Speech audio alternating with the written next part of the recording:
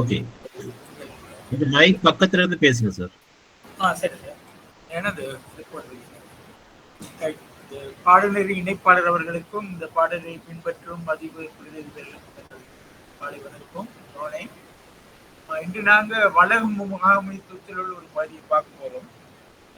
மின்வெற்றி தொடர்பாக விடயங்கள் பார்க்க போறோம். அதுக்கு முதல் உங்களுக்கு இப்ப வளம் முகாமைத்துவத்தில் இப்ப வளம் என்றால் என்ன என்று உங்களுக்கு தெரிஞ்சிருக்கும். இப்ப வளம் என்றால் என்னன்னு கேட்டால் யார் சரி ஒரு சொல்லுங்களேன் பாப்போம், வளம் என்றால் என்னன்னு. வள முகாமைத்துவத்தில் ரொம்ப அவசியமான ஒரு ஏரியா. வளம் என்றால் என்ன தெரிஞ்சு வச்சுங்க? எமது செயற்பாடுகளுக்கு பல வழிகளிலும் துணை புரிகின்ற பொருட்கள்,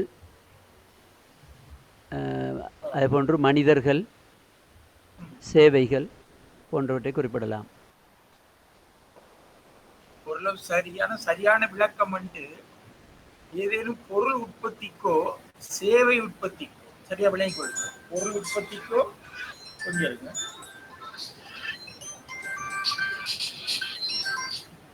பொருள் உற்பத்திக்கோ சேவை உற்பத்திக்கோ உள்ளீடாக ஏதேனும் பயன்படுத்தப்பட்டால் அது அனைத்து வளமாகத்தான் கருதப்படும். அப்படிதான் சரியான வரைவிலக்கம். பொருள் உற்பத்திக்கோ சேவை உற்பத்திக்கோ உள்ளீடாக பயன்படுத்தப்படுமா இருந்தால் அதுதான் வளமாக கருதப்படும். Thank you sir. சரியா விளங்கி கொடுங்க. அப்ப ஏதேனும் ஒன்று களம்புல உள்ள ப்ரொஃபசர் ஒருத்தர் புக்ல எழுதி இருக்காருன்னு கேட்டா ஒரு பொருள் பயன்படுத்தப்பட்டதான் வளமாக இருக்கும். உங்களுடைய பாடசாலையில பல்வேறு பொருட்கள் இருக்கும், அதை பயன்படுத்த கம்ப்யூட்டர் யூனிட் ஒன்று இருக்கும்.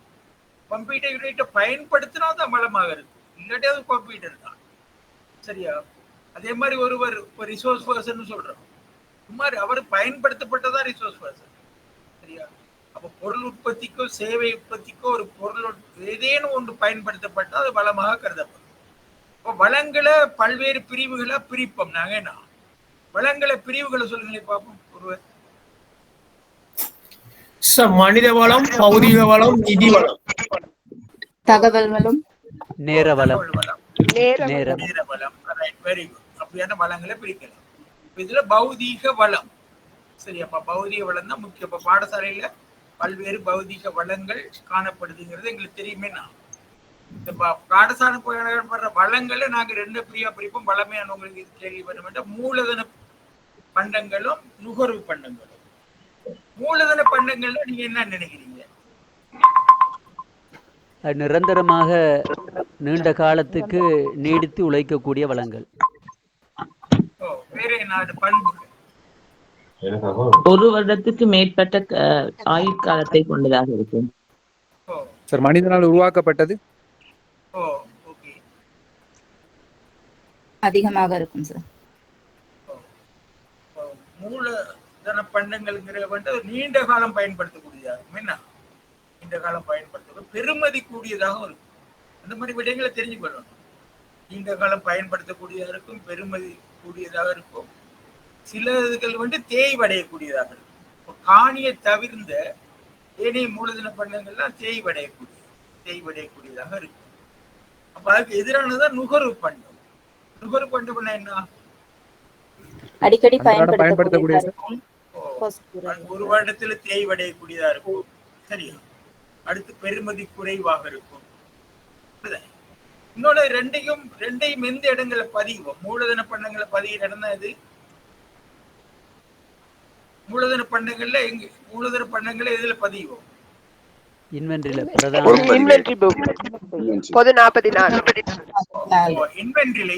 பொருள் பதிவேட்டுல பதிவோம். நுகர்வு பண்டங்களை பொருள் பதிவேடு G198 ஸ்டாக் புக்ல பதிவோம். சரியா? அப்ப இன்வென்டரிக்கான இலக்கம் என்ன? இன்வென்டரி G44 G44 அதெல்லாம் கட்டாயம் தெரிஞ்சிருக்கோம். நுகர்வு பண்டங்களுக்கானது நாங்க 198 அப்படி பேசிக் நாலேஜ் ஒன்று இருக்கணும். இப்ப நான் சொன்ன விடயத்திலே 2-3 கேள்வி வந்துடும்.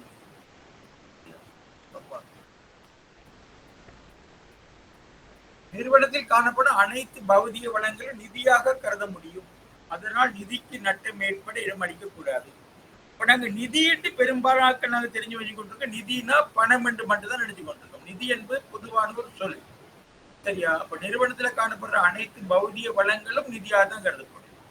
சரியா? நிதி என்பது வந்து ஒரு பரந்துபட்ட ஒரு ஒரு பொருள் சொல்ற ஒரு சொல். சரியா?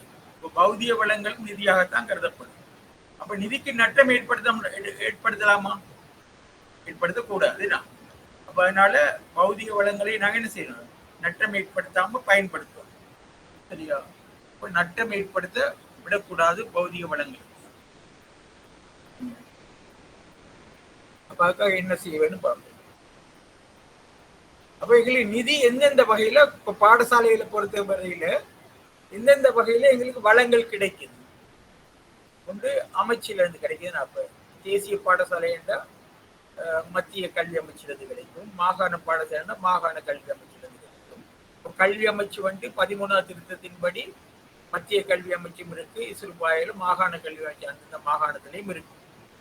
தேசிய பாடசாலைகளுக்கு பெரும்பாலும் மத்திய கல்வி அமைச்சிலிருந்து வளங்கள் கிடைக்கலாம். மாகாண பாடசாலைக்கு மாகாண கல்வி அமைச்சிலிருந்து கிடைக்கும். அதே மாதிரி திணைக்களங்கள்ல இருந்து கிடைக்கும். திணைக்களங்கள்னா என்ன? ஹலோ, மாகாண திணைக்களம், வளைய கல்விக்காரைகள் திணைக்களங்கள்ல இருந்து கிடைக்கும். வேறு நிறுவனங்கள் வேறு நிறுவனங்கள்ல இருந்து கிடைக்கிறது என்ன?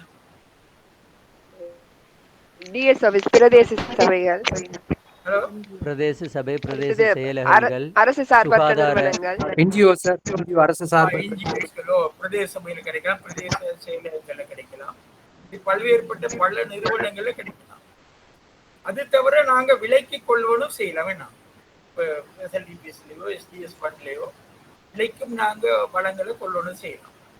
அதே நேரத்தில் நன்கொடையாகவும் கிடைக்கலாம். இது தவிர விசேடமா வேற எந்த வகையில பாடசாலைக்கு வளங்கள் கிடைக்கும்?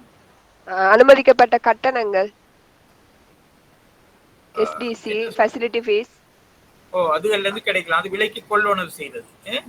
விலைக்கு நாங்க கொள்வனவு செய்யலாம். பாடசாலையில நன்கொடையாகவும் கிடைக்கும். அது தவிர இப்ப வேறு நிறுவனங்களும் கிடைக்கும். ஏன்னா சில நிறுவனங்கள்ல வெளிநாட்டு நிறுவனங்கள்ல கிடைக்கும். சில வேலை வெளிநாட்டு ஒப்பந்தங்கள் மூலம் கிடைக்கின்ற நிதிகள், ஜெம், செசிப் போன்ற பழைய மாணவர்கள் கிடைக்கும். பல்வேறு செயல் திட்டங்கள் மூலமாக கிடைக்கும். என்ன நீங்க சொல்ற மாதிரி பல்வேறு செயல் திட்டங்கள், சில வேளை சில தூதரகங்கள் அது கிடைக்கும்.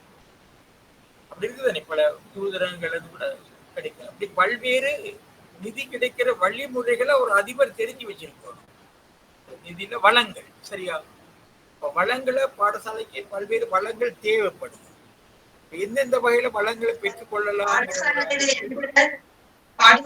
இருந்து பௌதிக வளத்தின் மூலமும் சில வள நிதி கிடைக்கும் சார். மண்டப வாடகை, தோட்டங்கள்ல விலைக்கு கொள்வனவு. இப்ப நாங்க என்ன குறிப்பா சொல்றோம், பௌதிக வளங்கள் கிடைக்கிறது. பௌதிக வளங்கள் கிடைக்கிற நீங்க சொல்ற நிதி அதுல கிடைக்கும். சரி, அது நிதி என்ற ஒரு வரையறுப்புல பௌதிக வளங்கள் வருது. அப்ப பௌதிக வளங்கள் பாடசாலைக்கு எந்தெந்த வகையில கிடைக்குங்கிறத பார்த்தோம். சரியா? இப்ப பௌதிக வளங்கள் பல்வேறு வகையில கிடைக்கிற ஒரு அதிபர் கட்டாயமாக தெரிஞ்சு வச்சிருக்கணும். சிலர் நினைத்து கொண்டிருக்காங்க அமைச்சில இருந்து திணைக்களங்கள்ல இருந்து பௌதிக வளங்கள் கிடைக்கும் என்று சொல்லி. பல்வேறு வழிமுறைகளை ஒரு அதிபர் தெரிஞ்சு வச்சிருக்கணும். சில வேளை வளங்கள் எந்தெந்த வகையில வளங்களை பெற்றுக்கொள்ளலாம் அப்படிங்கிறது. சரியா? சில பாடசாலை அதிபர்கள் பல்வேறு துறைகள்ல இருந்து வளங்களை பெற்றுக்கொள்றாங்க. சரியா? சிலருக்கு தெரியாது, சில வேளை அரசு சார்பற்ற நிறுவனங்கள்ல இருந்து வளங்களை பெற்றுக்கொள்ளலாம். அப்படியான தங்களுடைய ஏரியாவில் அப்படி இருக்கா அப்படின்லாம் தேடி பார்ப்போம். சில நன்கொடையாளர்கள் யார் இருக்கான்னு பார்ப்போம். உங்களுக்கு புதிய எஸ்டிஎஸ் சுற்றுப்பத்தின்படி பெற்றோர்கள்ட்ட இருந்து நன்கொடை பெற முடியாதுன்னா, பெற்றோர்கிட்ட நன்கொடை பெற, நலன் விரும்பிகள்கிட்ட தான் நன்கொடை பெறலாம். பெற்றோர்கள் நலன் விரும்பியாக இருக்கலாம் தானே சார்? எப்படி? அப்படி இருந்தா கொடுக்கலாம். ஆனா பெரும்பாலும் சொல்லப்பட்டிருக்கால பெற்றோர்கிட்ட இருந்து நாங்க நிதிகளை வற்புறுத்த கூடாது. இப்ப உங்களுக்கு தெரியும், இப்ப புதிய அரசாங்கம் வந்த பிறகு புதிய கல்வி அமைச்சர் பேர் என்ன?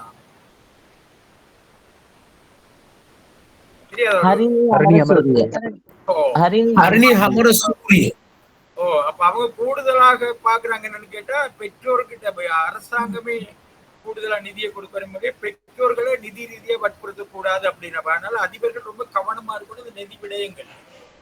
சரியா? முன்ன போல பெற்றோருடைய காசுகள் நன்கொடைகள் அதெல்லாம் பெறுறதுக்கு முயற்சி செய்யக்கூடாது. சரியா? அப்ப அதுகளையும் கவனமாக இருக்கணும். அப்ப வளங்கள் பெற்றுக்கொள்வதற்கான பல்வேறு வழிமுறைகளை நாங்கள் தெரிய வச்சிருக்கோம் வேணும்.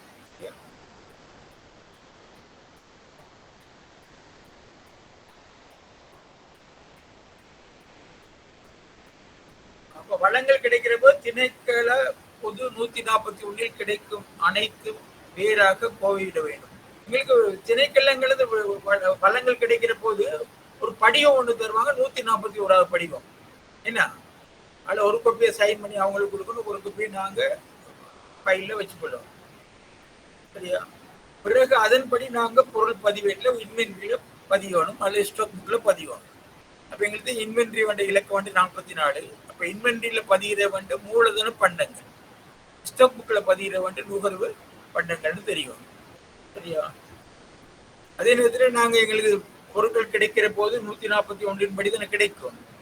அது தொடர்பாக நாங்க இதெல்லாம் உங்களுக்கு தெரிஞ்சிருக்கோம் அந்த படிவம் எல்லாம். சார் அந்த சிலைட் படிய தெரியக்கூடிய மாதிரி இருந்தா நாங்க ஸ்கிரீன்ஷாட் எடுப்போம். விளங்குதா? விளங்கலையா? ஹலோ மேலும் சார் பாதிதான் வந்தது, இப்ப சரி, இப்ப ஃபுல்லா வந்துட்டு. அப்ப நாங்க உங்களுடைய ஸ்கூல்ல இருந்து 219 ஒரு படிவ புத்தகம் கொண்டு இருக்கும். அது கண்டிருக்கீங்களா? ஓ சார். வளங்கள் கட்டணம் ஒருவர் பேசுங்க. 219 படிவம் எதுக்கு நீங்க பயன்படுத்துவீங்க? பொருட்கள் பாடசாலைக்கு வரும்போது சார் பதிவு செஞ்சு கொடுக்கிறது. நீங்க சில வேளை இப்ப எஸ்டிஎஸ்ல மூலமாக வளங்கள் பெற்றுக்கொண்டாலும் கூட அது அந்த புத்தகத்துல பதியணும். அதே மாதிரி திணைக்களங்கள்ல உங்களுக்கு கிடைக்கிற போது வளங்கள் கிடைக்கிற போது 141 படிவம் கிடைக்கும். அதே அதுல படிவத்தில் கோப்பி வச்சிருக்கணும். 219 படிவத்தை நீங்க நிரப்பணும். நிரப்பி ஒரு கோப்பி அவங்களுக்கு கொடுத்து போட்டு நீங்க வச்சிருக்கணும் மீதியாடு. சரி, அடிக்கட்டி. சரியா? அதே நேரத்தில் சொல்லப்பட்டிருக்க நன்கொடை, சில பாடசாலைகளை நன்கொடை மூலம் கிடைக்கிற சில பண்டங்கள் இன்வென்ட்ரியில பதிகிறதும் இல்லை, அதுக்கான பதிவேடுகள் வைத்திருக்கிறதும் இல்லை. எந்த வகையில பாடசாலைக்கு சரியா வளங்கள் கிடைச்சாலும் கட்டாயமாக அது மூலதன பண்டமா இருந்தால் இன்வென்ட்ரியில பதியணும், நுகர்வு பண்டமா இருந்தால் ஸ்டாக் புக்ல பதியணும். சரியா? அதே நேரத்தில் நன்கொடை தொடர்பாக புதிய எஸ்டிஎஸ் சுற்றுமுது சொல்லப்பட்டிருக்கு. நன்கொடை தொடர்பாக வேறான ஒரு பதிவேடும் நீங்க வைத்திருக்கோம். நன்கொடைகள் தொடர்பாக வேறான ஒரு பதிவேடை நீங்க வைத்திருக்க வேண்டும். சரியா? வேற ஒரு அட்டவணையை பயன்படுத்தணும். அதே மாதிரி கட்டாயமாக யார்கிட்ட நன்கொடை உங்களுக்கு கிடைச்சா கட்டாயமாக உங்களுக்கு நன்றி கடிதமா அனுப்பணும். சரியா? திணைக்களங்களுக்கெல்லாம் நாங்க நன்றி கடிதம் அனுப்ப தேவையில்ல. சரியா? நலன் விரும்பிகள்கிட்ட வந்து சில நன்கொடையாக பொருட்கள் கிடைச்சா அது நன்றி தெரிவித்து கடிதம் அனுப்பணும். சரியா? அதே இது பொருள் பதிவேட்டுல பதிகிற போது அட குறியீடுகள் இலக்கம் அதெல்லாம் கட்டாயமாக நாங்க பதியணும்.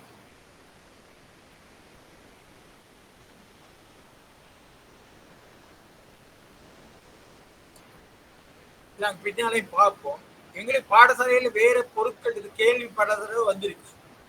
சில வேளை உங்களோட ஃப்ரெண்ட்ஸ் வேற ஒரு அதிபர் இருக்கலாம், அவர் சில வேளை உங்களோட கேட்கலாம் உங்களோட பாடசாலையில உள்ள மேலதிகமான டெஸ்க் சேரோ 10 எங்களுக்கு அனுப்பி விடுங்கன்னு சொல்லி. அப்படி அனுப்ப முடியுமா?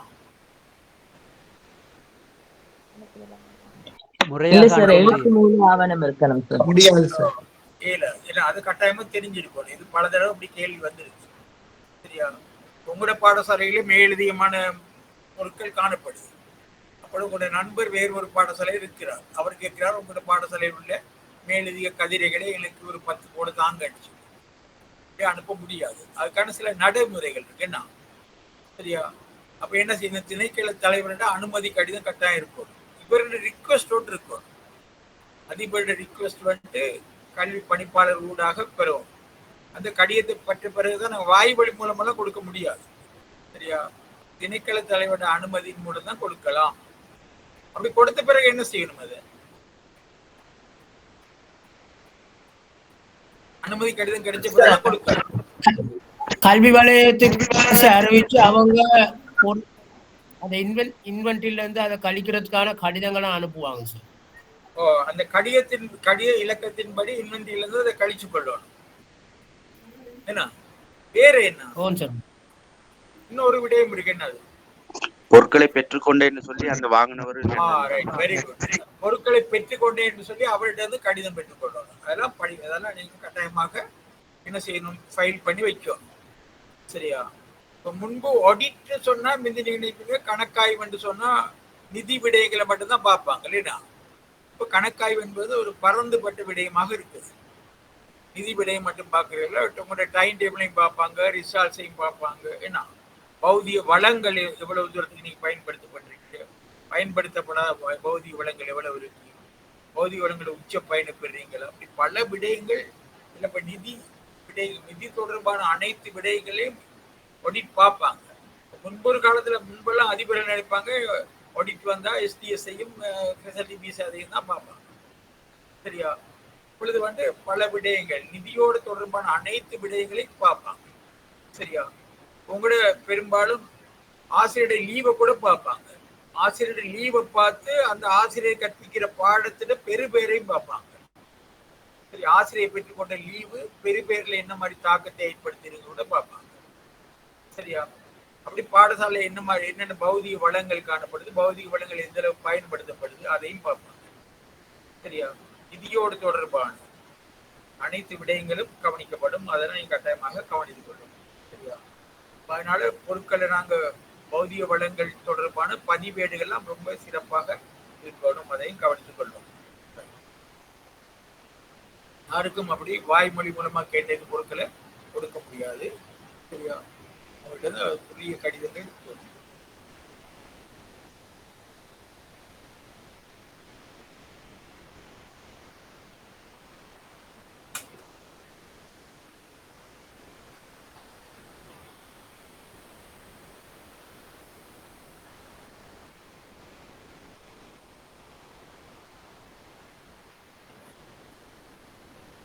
உங்களுக்கு தெரியும் இப்ப இன்வென்டரி பத்தி உங்களுக்கு தெரியும் சரியா இன்வென்டரியில பதியிட வேண்டும் மூலதன பண்ணுங்கள் ஸ்டாக் புக்ல பதியிட வேண்டும் நுகர்வு பண்ணுங்கள் இன்வென்டரியில எந்த பக்கம் பதியிறதுக்கான அதிகாரம் ஒரு அதிபருக்கு இருக்கு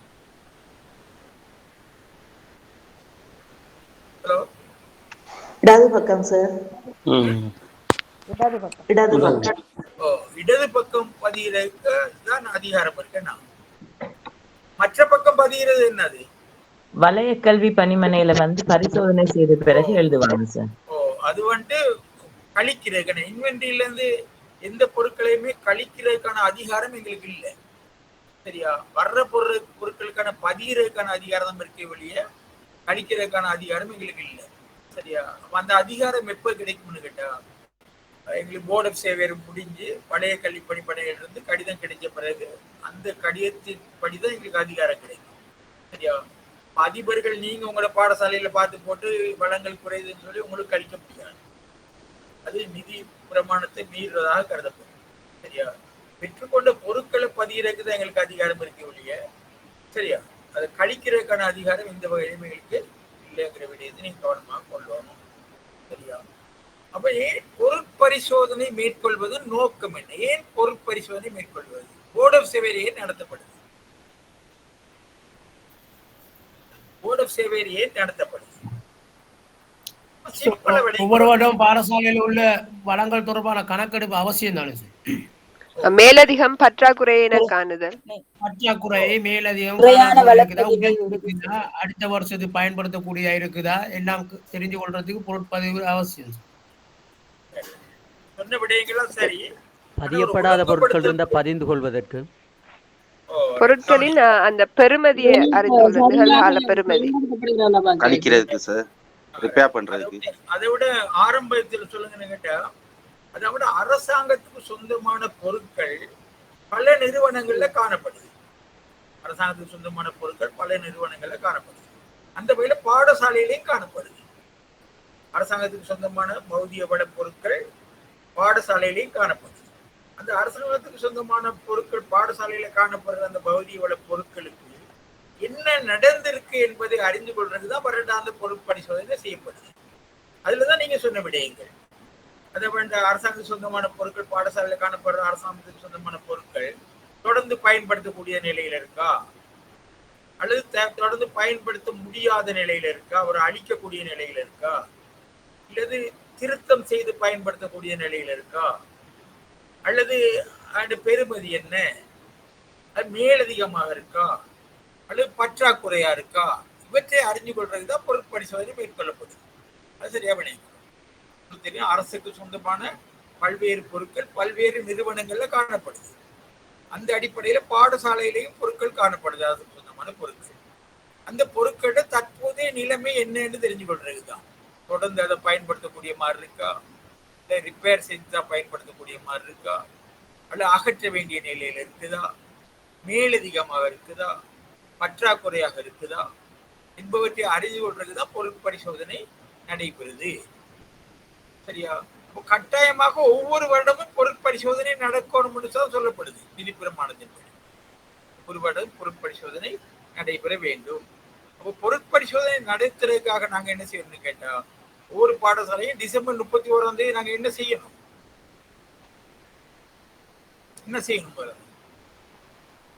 பொருட்பதிவு புத்தகத்தை மொத்தம் கூட்டி இன்வென்டரியை பேலன்ஸ் பண்ணணும், கணக்கிடு. இன்வென்டரிய கட்டாயமாக பொருள் பதிவேற்றை இன்வென்டரி பேலன்ஸ் பண்ணணும். சரியா? அது பெரும்பாலும் பொருட்பரிசோதனை பாடசாலையில என்னென்ன சந்தர்ப்பங்கள் இடம்பெறும்? அதிபரோட இடமாற்றம் பெற்று சொல்ற நேரம் ஒண்ணு வருடாந்த பொருட்பரிசோதனை நடைபெறும். வருடாந்த பொருட்பரிசோதனைக்கு மேலதிகமாக இடம்பெறுறது ஒன்று அதிபர் இடமாற்றம் பெற்று சென்றால், வேறு அதிபர் ஓய்வுல போற போது சார், அதிபர் ஓய்வு போறது. அடுத்து கணக்காய்வின் போது வேறு கணக்காய்வு தேவைக்காக ஒரு அனர்த்தம் ஏற்பட்டு, இப்ப வெள்ளப்பெருக்கெல்லாம் ஏற்பட்டு சில பௌதிக வளங்கள் பாதிக்கப்பட்டிருக்கலாம். என்ன, கடந்த 2 மாதங்களுக்கு முன்பு கடும் வெள்ளப்பெருக்கு ஏற்பட்டு பாடசாலைகள் கூட பாதிக்கப்பட்டு அனர்த்த அழிவில் ஏற்பட்டு பாடசாலையில பொருட்பரிசோதனை நடைபெறுது. வருடாந்த பொருட்பரிசோதனை நோமலா நடக்கும். அதை தவிர விசேட பொருட்பரிசோதனைக்கு நடக்கும் அதிபர் இடமாற்றம் பெற்று சென்றால், அதிபர் ஓய்வு பெற்றால். சரியா? அதே போல அகதிகள் தங்க வைக்கப்பட்டு அவங்க போன பிறகு செய்யப்பட்ட அப்படி எதுவும் அனர்த்தங்கள் ஏற்பட்டு அகதிகளே தங்கியிருந்தால் சில வேலைன்னா அப்படியும் மேற்கொள்ளலாம். பல்வேறு விசேட சந்தர்ப்பங்கள்ல மேற்கொள்ளலாம். சரியா? பெரும்பாலும் அதிபர்கள் ஓய்வு பெறுற போது பெரும்பாலும் பாதிப்புக்குள்ளாகிறாங்க பொருட்பரிசோதனை. அதனால சில அதிபர்கள் என்ன செய்யறாங்க கேட்டா, அந்த பொருட்களை பயன்படுத்துறது கூட இல்லை. பெரும்பாலான அதிபர்கள் ஓய்வு பெற சரியா நாட்கள் நெருங்கின்ற பொழுது சரியா பொருட்களை எல்லாம் என்ன செய்யுது, கபட்ல பூட்டி வைக்கிறவங்களே பயன்படுத்துற. அப்படி இருக்கலாம், அப்படி இருக்கக்கூடாது. பொருட்கள் சரியா இப்போ உள்ள விஞ்ஞான தொழில்நுட்ப வளர்ச்சியின் காரணமாக நவீன பொருட்கள் வருது. சரி, அப்போ கணனிகள்லாம் புதிய முறையில வரலாம். அதனால அதை போத்தி பற்றிகளுக்கு இருக்கக்கூடாது, பயன்படுத்தும், மேக்சிமம் பயன்படுத்தும். சரியா? பெருமளவு அதிபர்கள் இந்த ஓய்வு பெறுற போது பாதிக்கப்படுறாங்க பொருட்பரிசோதனைக்கு. சரியா பற்றாக்குறைகள் ஏற்படுது, நிறைய பிரச்சனைகள் ஏற்படுது. அப்படி ஏற்பட்ட என்ன நடக்கும் அதிபருக்கு? கிளியரன்ஸ் ஃபார்ம் பிந்தும் சார். ஓய்வு அவருக்கான ஓய்வூதியம் கிடைக்கிறதுக்கான காலம் பின்னும். அதனால அதிபர்கள் எப்பொழுதுமே 2 விஷயத்தை பார்க்கும். நான் ஓய்வு பெற போறேன், பொருட்களை பாதுகாக்கணும் அப்படிங்கிறதுக்காக பொருட்களை பயன்படுத்தாம இருக்குதான் மேக்சிமம் பயன்படுத்தும்.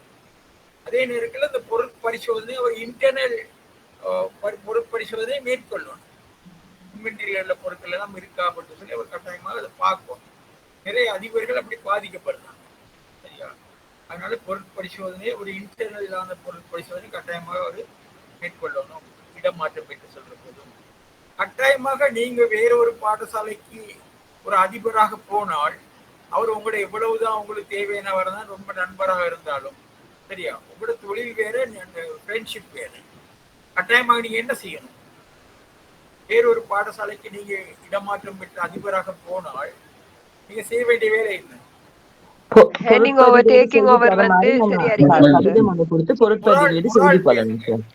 பொருட்பதிவு செய்யறதுக்கான ஒரு வேண்டுதல் நம்ம கேட்டு வலய கல்வி பணிமனையில பொருட்பதிவு செஞ்ச பிறகு பாரம் எடுக்கணும் சார். ஒன்று நீங்க இன்டர்னலா ஒரு பொருட்பரிசோதனை செய்து எடுக்கணும். அதாவது இன்வென்டரியில் உள்ள பொருட்கள் எல்லாம் பாடசாலையில் இருக்கா பார்க்கணும். வலய கல்வி காரியாலயத்துக்கு அறிவித்து அதன் மூலமாக நாங்க ஒரு போர்டு ஆஃப் சேவை செய்து பாரெடுக்கிறோம். அப்படி இல்லைன்னா என்ன நடக்கும்? அப்படி இல்லை என்றால் என்ன நடக்கும்?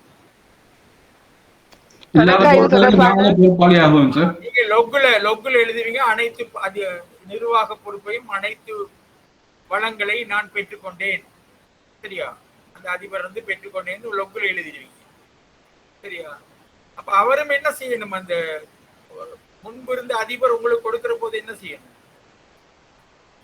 இல்ல நீங்க ஒரு வேறு பாடசாலைக்கு நீங்க இடமாற்றம் பெற்று சென்றால் வர்றவருக்கு நீங்க என்ன செய்யணும்? அது ஒரு சரியா 3 படிவங்கள் தயாரிக்கணும். என்ன, இவ்வளவு பொருட்களை நான் இவருக்கு கையளிக்கிறேன், 2 பேரும் கையொப்பம் விடுவாங்க. கையொப்பம் விட்டு வலய கல்விக்காலயத்துக்கு எழுதுவாங்க, அனுப்பி விடுவாங்க.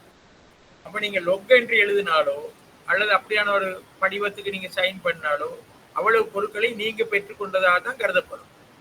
அப்ப நீங்க ஒரு போர்டு ஆஃப் சேவை செய்யாம, இன்டர்னலாவோ வலய கல்வி காரியாலயத்தின் மூலமாக போர்டு ஆஃப் சேவை செய்யாம நீங்க பொருட்களை பெற்றுக்கொண்டு, சரியா, நீங்க பாடசாலைக்கு அதிபரா பொறுப்பேற்று ஒரு 6 மாதத்துக்கு பிறகு போர்டு ஆஃப் சேவை வருது, வந்து பொருட்கள் பற்றாக்குறை ஏற்பட்ட என்ன நடக்கும்?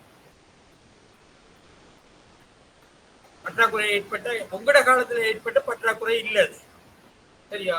அப்ப முன்னைய அதிபர்கள் காலத்தில் ஏற்பட்ட ஒரு பற்றாக்குறை தான்.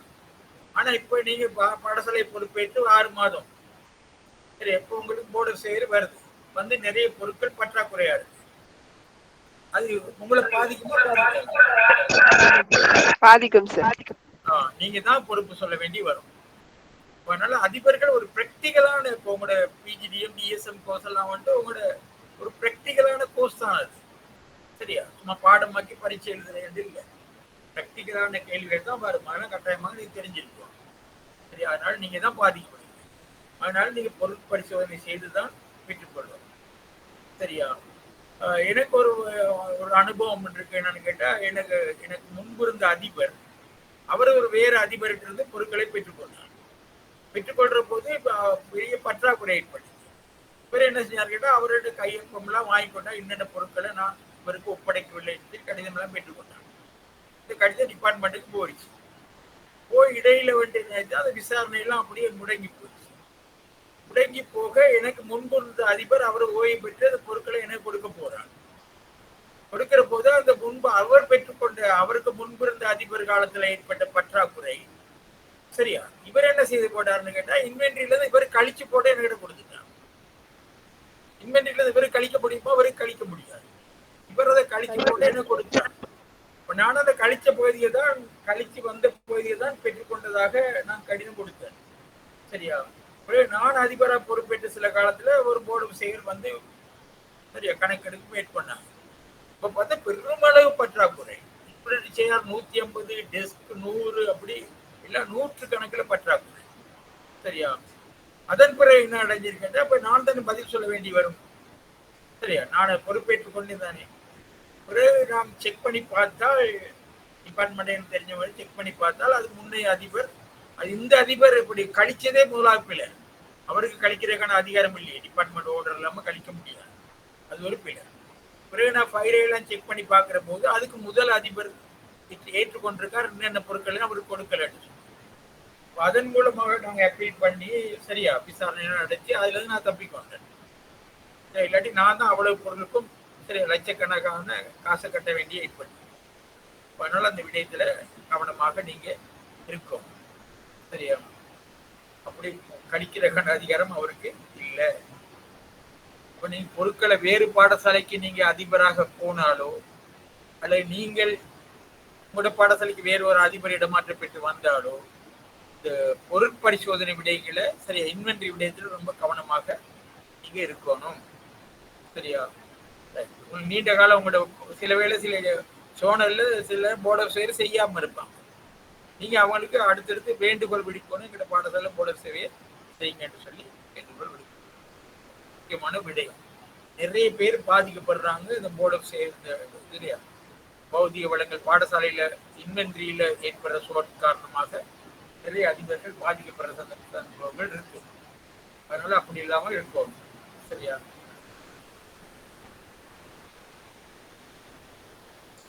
பரிசோதனையோட முக்கியத்துவம் பாடசாலையில் உள்ள பொருட்கள் அவற்றின் பெருமதியை அறிய முடியும். சரியா?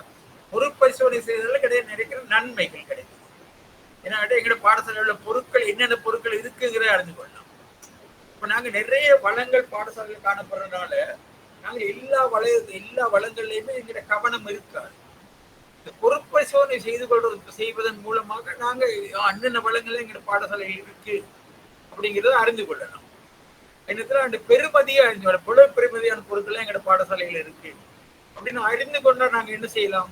அந்த பொருட்களை பயன்படுத்தலாம். சில அதிபர்களுக்கு வேண்டி பாடசாலையில் உள்ள வளங்கள் பற்றி பெருமளவு வளங்கள் இருக்கனால எந்த நேரமும் தேடிக்கொண்டிருக்க முடியாது. இப்போ வருடாந்தம் ஒரு பொருட்பரிசோதனை செய்வதன் மூலமாக எங்களோட பாடசாலையில எவ்வளவு வளங்கள் இருக்கு, இன்ன பெருமதியான வளங்கள் இருக்கு என்பதை அறிந்து கொள்ள முடியும். அது ஒரு நன்மை. சரியா? அடுத்த பொருட்களோட தற்போதைய நிலை எந்த நிலையில இருக்கு என்பதை தெரிஞ்சு கொள்ளலாம். அடுத்த தன்மையை அறிஞ்சு கொள்ளலாம். நல்ல நிலையில இருக்கா, திருத்த வேண்டிய நிலையில இருக்கா, சரியா, பயன்படுத்த முடியாத நிலையில இருக்கா அப்படிங்கிற விடயத்தை அறிஞ்சு கொள்ளலாம். சரியா? அடுத்து பாடசாலை வரையறுக்கப்பட்ட இடத்தின் முறையான பாடசாலையில் சில நேரங்கள்ல இந்த வளங்கள் பயன்படுத்தாத வளங்கள் வகுப்பறையில நிறைஞ்சு போய் கிடைக்கும். சில மாணவர்களுக்கு கற்கிறதுக்கான வகுப்பறை பற்றாக்குறையா இருக்கும். வளங்கள் நான் சில பாடசாலைகளை பார்த்து உடைந்த கதிரைகள் மேசைகள் எல்லாம் போய் 2 வகுப்பறையில மூடி போட்டு வச்சிருப்பாங்க பாதுகாத்துக் கொள்றதுக்காக. ஆனா பிள்ளைகளுக்கு கற்கிறதுக்கான இடங்கள் விட வசதி இல்லாம இருக்கும். சரியா? அப்ப அந்த மாதிரி விடயங்களை அறிஞ்சு அதை நீக்கி கொள்றதுக்கு எங்களுக்கு ஒரு வசதியா இருக்கும். சரியா? தேவையற்ற பொருட்கள் பாடசாலையில் இருந்தால் அதை நீக்கி கொள்றதுக்கான ஒரு வாய்ப்பும் எங்களுக்கு கிடைக்கும். இதுதான் போர்ட் ஆஃப் ஸ்டடியில் கிடைக்கிற முடியான நன்மைகள் கிடைக்கும். சரி, அப்ப அண்மையில கூட சொல்லப்படுது என்னன்னு கேட்டா, பௌதிக வளங்கள் தொடர்பாக அதிபர்களுக்கு அதிகாரங்கள் ரொம்ப குறைவாக இருக்கு. பாடசாலையில காணப்படுற பௌதிக வளங்கள் தொடர்பாக அதிபர்களுக்கு தீர்மானம் எடுக்கின்ற அதிகாரங்கள் வழங்கப்படணும் கூட சிலர் கோரிக்கை விடுக்கிறாங்க. நடைமுறையில் எந்த அளவு சாத்தியமோ தெரியல. சரியா? தன்னுடைய வளங்களை தாங்களே அகற்றி கொள்றதுக்கு, அதை விற்று நிதியாக்கி கொள்றதுக்கான அதிகாரங்கள்லாம் பாடசாலைக்கு வழங்க விடணும் அப்படியான வேண்டுகோளும் இருக்குது. சரியா?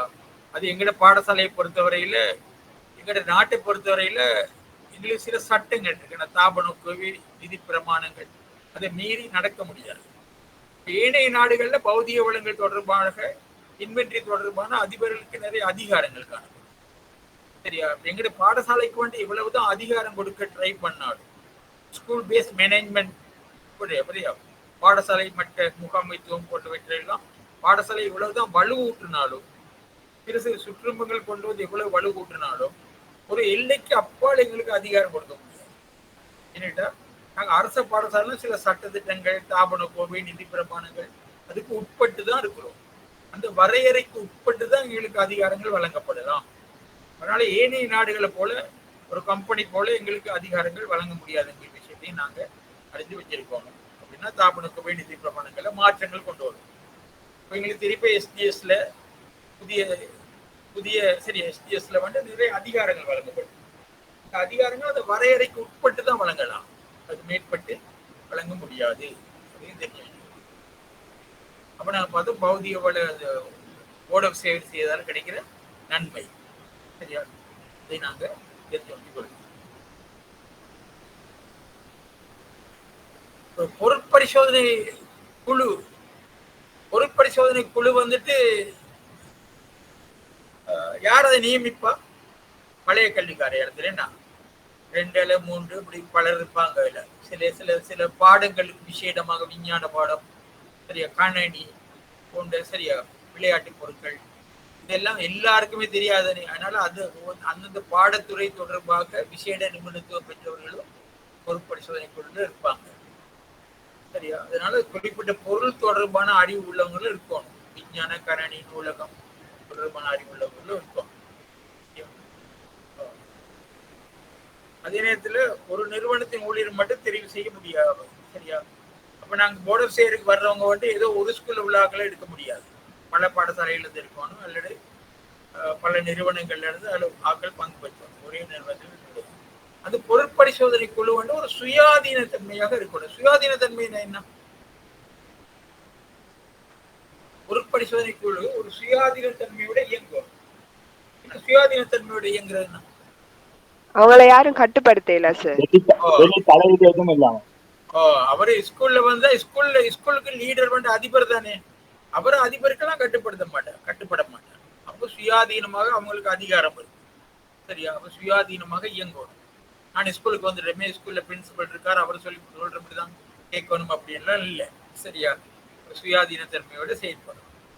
அப்ப அதே நேரத்தில் பொருட்பரிசோதனை மேற்கொள்றதுக்கு முன்பு நாங்க என்ன செய்யணும்னு கேட்டா, பொது 66 படிவத்தை நிரப்புவோம். பொது 66 படிவம் என்றால் என்ன? அதுல பாடசாலையில இருக்க அனைத்து பொருட்களையும் பரிகணிச்சு அதுல 3 காப்பீஸ் கொடுக்கணும் சார் டிபார்ட்மெண்ட்டுக்கு. அது சரி போல.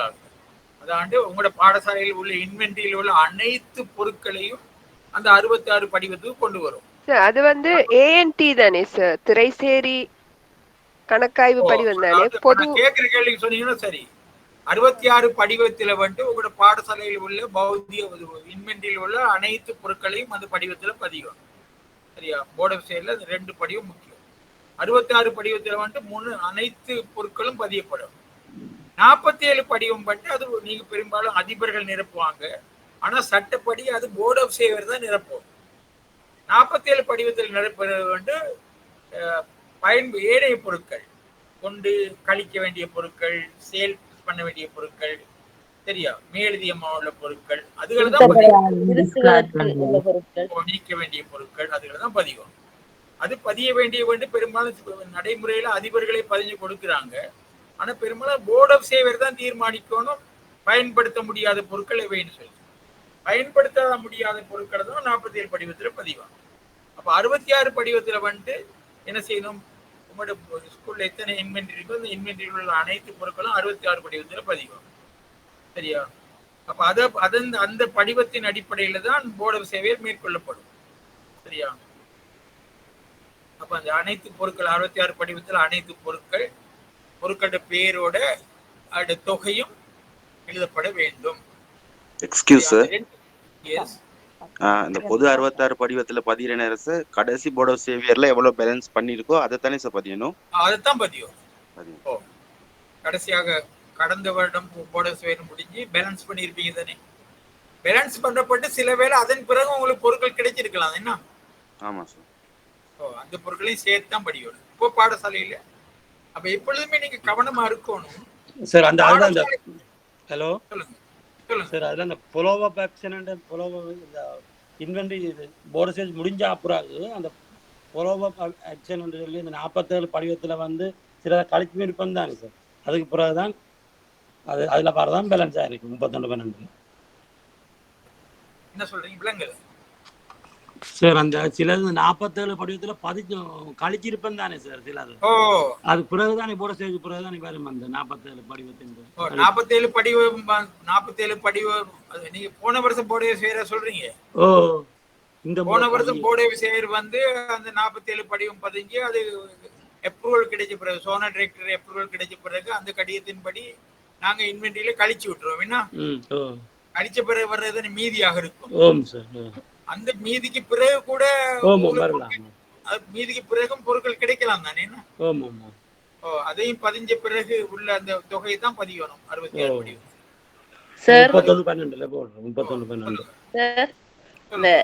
நாங்க அந்த பேலன்ஸ் பண்ண முதல் இப்ப 23ஆம் ஆண்டு நாங்க பேலன்ஸ் பண்ண போறோம்டா, அங்கட அந்த 22ஆம் ஆண்டுக்கான அந்த ரிப்போர்ட் தருவாங்க தானே கடைசியா எங்களோட போர்டு சர்வீஸ் முடிஞ்சதுக்கு பிறகு.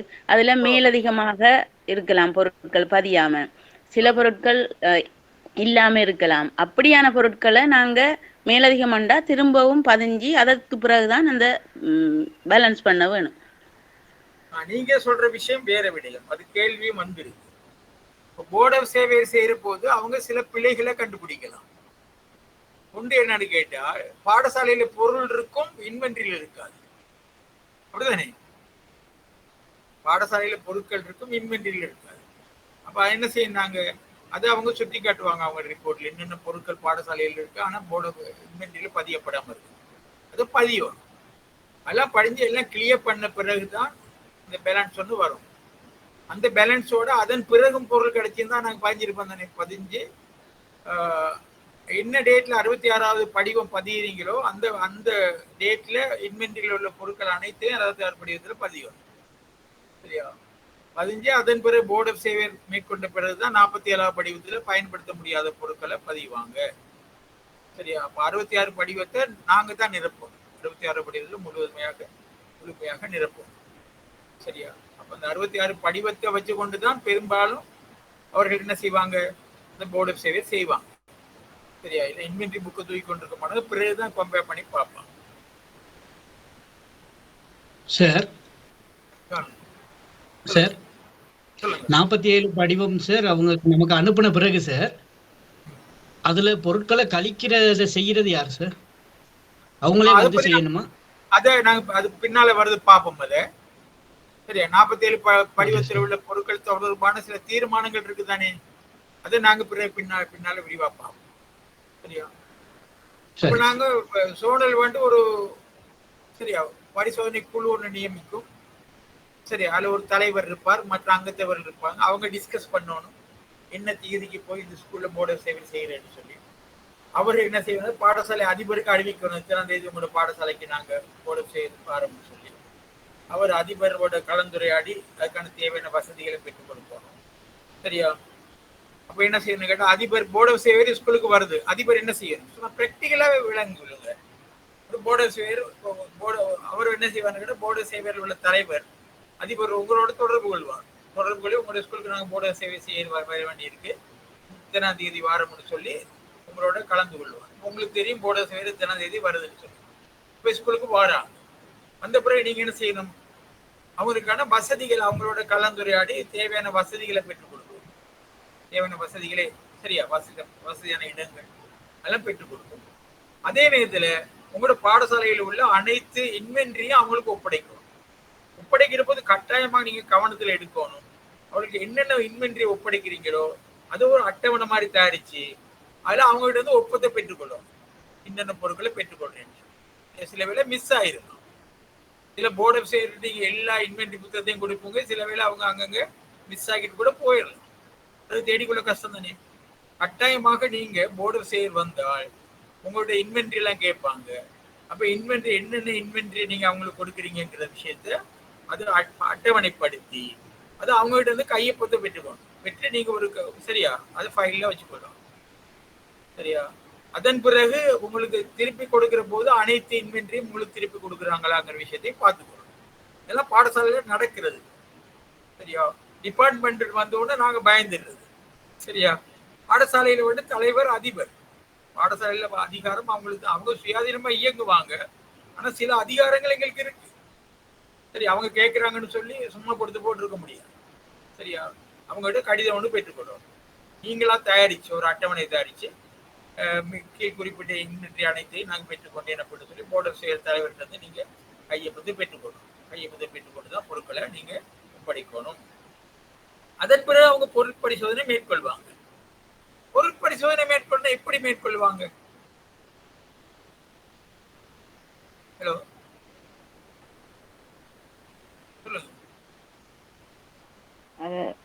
சார்ட்டையும் வச்சுக்கொண்டு பொருட்களை காட்டணும் சார். நாங்கள் ஸ்கூல்ல இன்சார்ஜ் டீச்சர்ஸ் போய் அது பொருட்களை அவங்களுக்கு பாடசாலையில ஏற்கனவே தயாரிச்சு வச்சதுன்னு சார் அவங்க இருக்கிறது ஒப்பிட்டு பார்ப்பாங்க சார். இப்ப தளபாடங்கள் எண்ணிக்கை சரியா இருக்கான்னு சார் அவங்க எண்ணி பார்ப்பாங்க. ஏடுகள்ல உள்ள தொகையும் பௌதிக ரீதியாக உள்ள தொகையும் ஒப்பிட்டு பார்க்கறது என்ன பாவிக்கிறதுக்கு இந்த மற்றவங்களுக்கு கொடுத்திருப்பாங்க தானே அந்த உப ஆவணம் உண்டு, அதை வச்சுதான் யார் யார்கிட்ட அந்த பொருள் இருக்குன்றத கண்டுபிடிப்பாங்க. சுருக்கமா சொல்ல போனா இன்வென்டரியில உள்ள பொருட்கள் எல்லாம் ஸ்கூல்ல இருக்கா அப்படின்னு தான் பார்ப்பாங்க. இன்வென்டரியில உள்ள பொருட்கள் எல்லாம் ஸ்கூல்ல இருக்கான்னு பார்ப்பாங்க. அப்படி செக் பண்ணி போது சில பொருட்கள் சில மாறுதல்கள் ஏற்படலாம், வேறுபாடு என்ன மாதிரி வேறுபாடு ஏற்படலாம். சில வேளை இன்வென்டரியில பதியப்பட்டிருக்கும், பொருள் இல்லாம இருக்கும். சில வேளை பொருள் பதியப்பட்டிருக்காது, பொருள் இருக்கும். என்ன பல விடயங்கள் இருக்கும். அதெல்லாம் போர்ட் ஆஃப் சேவை பிறகு அவங்க ரிப்போர்ட்ல எழுதுவாங்க. போர்ட் ஆஃப் சேவைல பாக்குற விஷயம் என்னன்னு கேட்டா, இன்வென்டரியில பொருட்கள் உள்ள பொருட்கள் எல்லாம் பௌதிக ரீதியா இருக்கான்னு பாக்குறது தான்.